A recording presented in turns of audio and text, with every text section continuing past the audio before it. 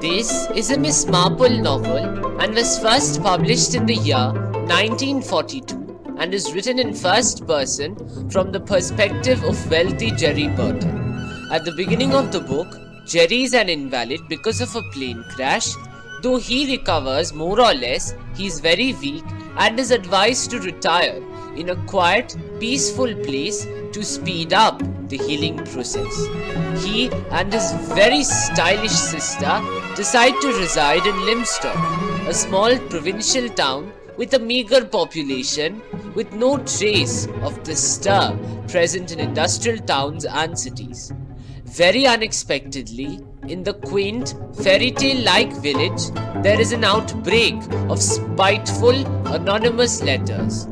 This is when the true colors of the people inhabiting the village is displayed.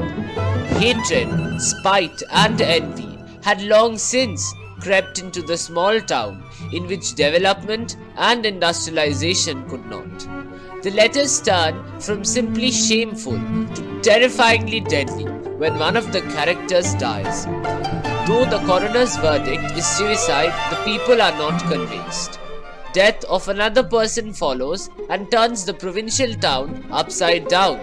Amid such a flurry of events, will Miss Marple be able to tangle the web of happenings to reveal the murderer?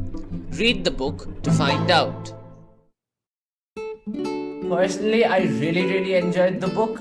I just adore books written in small provincial towns. Just to clarify, there is nothing very scary in this book, though the writing can at times be a bit uncanny to show the fear of the residents of Limstock, which is quite reasonable considering that they have a murderer in their midst. This is not your conventional murder mystery novel with a dead body, clues and sleuthing. It is more of a book on provincial society rather than a hardcore murder mystery. People who like reading fast-paced thrillers are not going to like this novel, and I would advise them against reading this. It starts off, I repeat, very slowly, and at first the people aren't sure if the first murder is a murder or not.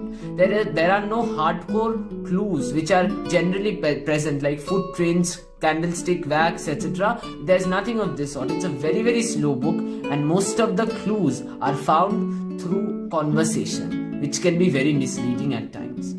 I though really enjoyed the novel. It is one of my favorites, especially because it starts off slow, has such a beautiful depiction of country life, and ends up leaving the reader in awe of her writing. I'm going to rate it a 10 upon 10.